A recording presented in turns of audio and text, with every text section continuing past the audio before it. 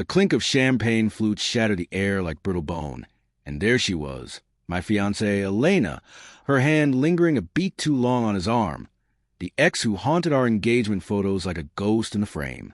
Laughter bubbled from her lips, low and throaty, the kind she'd only ever reserved for me in the dim hush of our bedroom.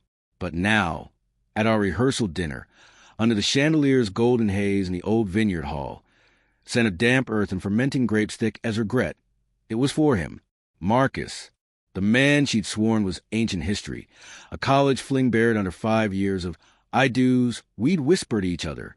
I gripped my fork, the tines biting into my palm, as the string quartet sawed through Vivaldi in the corner, notes twisting like veins under skin. How had we gotten here? 2 weeks ago, I'd stumbled on the guest list app open on her phone. His name scrawled in elegant script, RSVP confirmed.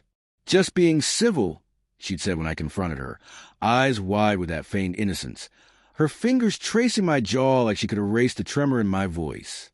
Civil, right? So I fired back with my own poison arrow, invited his wife Lila as my +1. Balanced the scales. I'd told myself in the mirror that morning, ignoring the hollow echo of betrayal already gnawing at my ribs. Love, I rationalized, was a ledger debts paid in kind.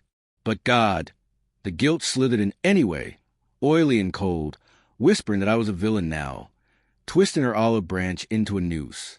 Elena slid into the seat beside me, her silk dress whispering against my thigh, warm vanilla of her perfume clashing with the sour knot in my gut.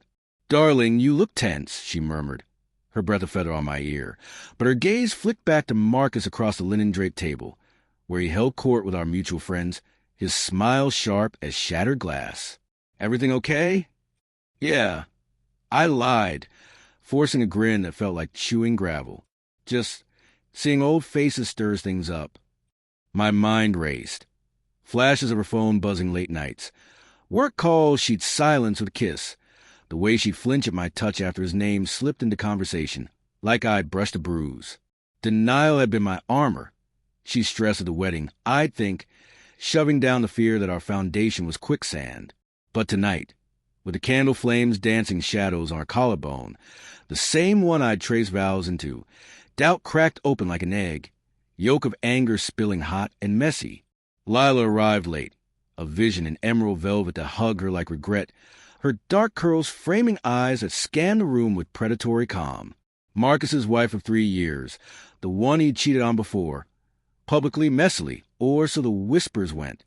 She air-kissed Elena's cheeks, the gesture stiff as starch lace, then turned to me, her grip on my arm iron beneath silk gloves.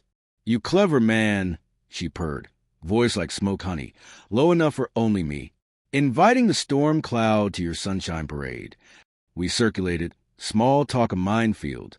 Marcus cornered me by the dessert trays, tiramisu dusting the air with cocoa bitterness.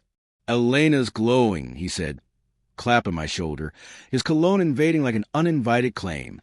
"You too, solid?" His eyes held mine, probing, and I saw it then, the flicker not of rivalry but complicity. My heart stuttered, a bird trapped in ribs. Solid as they come.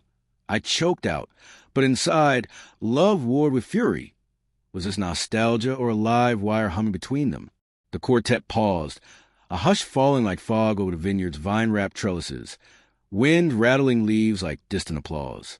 Elena raised her glass for toasts, her smile radiant, but as she spoke, to new beginnings unburdened by the past, her free hand brushed Marcus's under the tablecloth. I saw it, the deliberate graze, fingers intertwining for a stolen heartbeat. Air thickened, my pulse a drum in my throat. Confusion crashing into rage, love fracturing like ice under heel. Then Lila leaned in, her whisper a blade at my ear amid the claps. "They're not unburdened, Alex.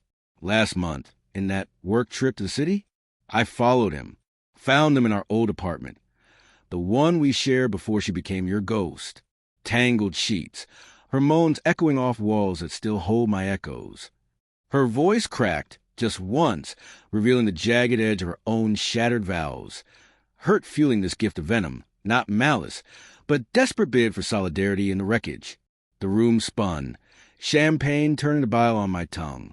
Elena's eyes met mine across the flames, pleading, but too late. The trust we'd built, plank by rotting plank, collapsed in a roar of silence. I stood, chair scraping like a scream, and in that suspended breath, the quartet struck up again.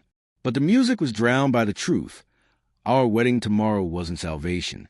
It was the encore to their betrayal. And as Lila's hand slipped into mine, solid, vengeful, I realized my invitation hadn't balanced scales. It had ignited the pyre.